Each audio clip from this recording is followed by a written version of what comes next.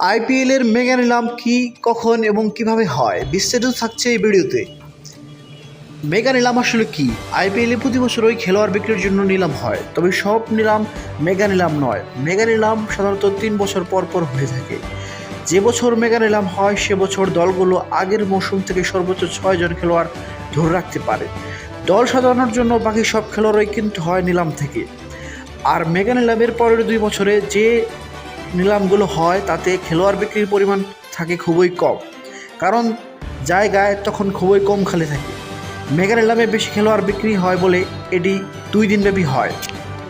এবার মেগা নিলামে উঠছেন কতজন খেলোয়াড়? আইপিএল 2025 সালের মেগা নিলামে নিবন্ধিত করেছিল মোট 1554 জন খেলোয়াড়, তবে ফ্র্যাঞ্চাইজিগুলো আগ্রহের ভিত্তিতে শেষ পর্যন্ত জায়গা পেয়েছেন 575 জন খেলোয়াড়। এর মধ্যে 366 জন ভারতীয় এবং 209 জন বিদেশি। ভারতীয় খেলোয়াড়দের মধ্যে রয়েছে 48 জনের, এর মধ্যে আন্তর্জাতিক ক্রিকেট খেলার অভিজ্ঞতা রয়েছে 338 জন খেলোয়াড়ের। এবং বিদেশি খেলোয়াড়দের মধ্যে সবচেয়ে বেশি ইংল্যান্ডের 38 জন এবং অস্ট্রেলিয়ার 37 জন এবং দক্ষিণ আফ্রিকার 31 জন এবং নিউজিল্যান্ডের 24 জন এবং ওয়েস্ট ইন্ডিজের 22 জন এবং শ্রীলঙ্কার 19 জন, আফগানিস্তানের 18 জন এবং বাংলাদেশের 12 জন, জিম্বাবুয়ের 3 জন, আয়ারল্যান্ড ও যুক্তরাষ্ট্রের 2 জন করে, স্কটল্যান্ডের 1 জন। এবং কতজন খেলোয়াড় নিলামে বিক্রি হবেন? একটা ফ্র্যাঞ্চাইজি সর্বোচ্চ 25 এবং সর্বনিম্ন 18 জনের স্কোয়াড তৈরি করতে পারবে। সুতরাং 10টি ফ্র্যাঞ্চাইজি মিলে সর্বোচ্চ 250 জন খেলোয়াড় নিতে পারবে। এর মধ্যে 10টি দল মিলে আগেই তাদের সঙ্গে চুক্তিবদ্ধ 46 জন খেলোয়াড় ধরে রেখেছে। তার মানে সর্বোচ্চ 204 জন খেলোয়াড় বিক্রি হবেন এবার নিলামে। কোনো দল যদি 25 জনের স্কোয়াড না করে আরও ছোট স্কোয়াড করে তাহলে সংখ্যাটা আরও কমে আসবে। কত টাকা খরচ করতে পারবে প্রতিটি দল? একটা দল সর্বোচ্চ 120 কোটি ভারতীয় রুপি খরচ করতে পারবে। উদাহরণ হিসেবে বলা যায় মুম্বাই ইন্ডিয়ান্স আগেই চুক্তিবদ্ধ 5 জন খেলোয়াড়কে ধরে রেখেছে, যাদের পেছনে ফ্র্যাঞ্চাইজি এরই মধ্যে 75 কোটি রুপি খরচ হয়ে গেছে।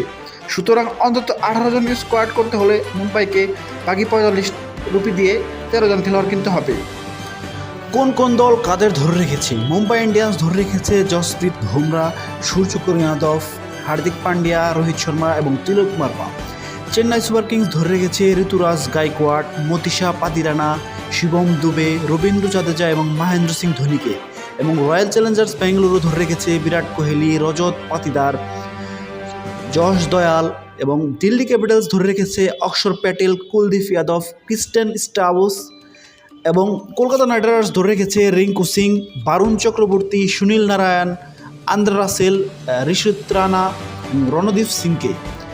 এবং লখনৌ সুপার জায়ান্টস ধরে রেখেছে নিকোলাস পোরান, রবি বিস্ময়, মায়াঙ্ক যাদব, মহসিন খান এবং আয়ুষ বাদানিকে। এবং সানরাইজার্স হায়দ্রাবাদ ধরে রেখেছে প্যাট কামিন্স, অভিষেক বার্মা, নিতোষ রেড্ডি এবং ক্লাসেনকে। এবং গুজরাট টাইটান্স ধরে রেখেছে রশিদ খান, শুভমান গিল, সাই সুদর্শন এবং রাহুল তেওয়াতিয়া এবং শাহরুখ খানকে। এবং পাঞ্জাব কিং ধরে রেখেছে শশাঙ্ক সিং এবং ওসময় সিমরন সিংকে।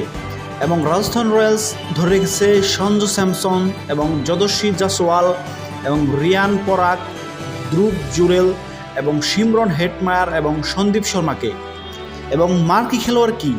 দলগুলোর আগ্রহের ভিত্তিতে নিলামে সবচেয়ে কাঙ্ক্ষিত খেলোয়াড়দের একটা তালিকা করা হয়েছে, তাদের বলা হচ্ছে মার্কি খেলোয়াড়।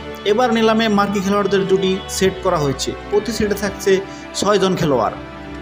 এবং কিভাবে হয় নিলাম? সবার আগে নিলামে উঠবেন মার্কি খেলোয়াড়রা, তারপর এর মধ্যে যাদের আন্তর্জাতিক ক্রিকেটে অভিষেক রয়েছে তাদের নিজ নিজ বিশেষত্ব অনুযায়ী ভাগ করে নিলাম তোলা হবে, যেমন batsman, all rounder, wicket keeper, batsman, fast bowler, spinner. এরপর একইভাবে এখনও আন্তর্জাতিক ক্রিকেটে অভিষেকের অপেক্ষায় থাকা খেলোয়াড়দের তোলা হবে নিলামে।